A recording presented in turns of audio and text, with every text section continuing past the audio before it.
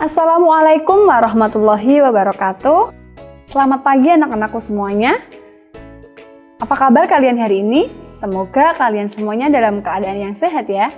Berjumpa lagi dengan Bu Ima dalam mata pelajaran PPKN di level 7. Hari ini kita akan melanjutkan materi minggu kemarin.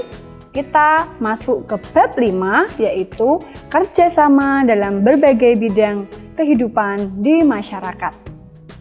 Nah, mengapa kita harus bekerja sama? Tentu kalian semuanya sering mendengar istilah kerjasama. Secara tidak sadar, kalian setiap harinya sering melakukan kerjasama antara kalian dengan teman kalian, kemudian antara kalian dengan adik kalian, antara kalian dengan kakak kalian, dengan orang tua kalian, bahkan dengan guru maupun tetangga kalian. Nah, sebenarnya kerjasama itu apa sih? Nah, kerjasama adalah kegiatan atau usaha yang dilakukan oleh beberapa orang. Nah, beberapa orang di sini minimal dalam kerjasama itu dilakukan oleh 2 orang, individu dengan individu. Nah, kemudian ada juga kerjasama antara individu dengan kelompok. Berarti kalau kelompok itu beberapa orang, antara kelompok dengan kelompok dan lain sebagainya. Selanjutnya, nah, kita hidup di negara Indonesia yang mempunyai beragam macam budaya. Nah, di sini ada beberapa istilah bekerja sama di berbagai daerah. Yang pertama itu ada di Aceh, namanya Alang Tulung. Yang kedua di Jawa Timur adanya Song Osong Lembung. Kemudian yang ketiga di Yogyakarta itu namanya Gugur Gunung. Yang keempat di Lampung namanya Sakai Sambayan. Yang kelima di Jawa Barat itu ada Sabi Lulungan.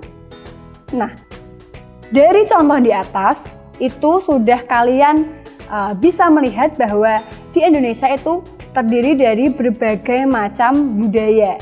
Jadi Bu Ima harap kalian juga bisa menghargai budaya-budaya yang tidak sama dengan kalian. Nah, selanjutnya, kenapa kerjasama itu penting untuk kalian? Nah, karena dalam bekerja sama itu yang pertama dapat menciptakan kerukunan. Jadi, ketika kalian melakukan kerjasama, secara tidak sadar kalian sudah menciptakan rasa rukun. Kalian dianggap bisa rukun dengan teman kalian ketika kalian sudah bisa bekerja sama.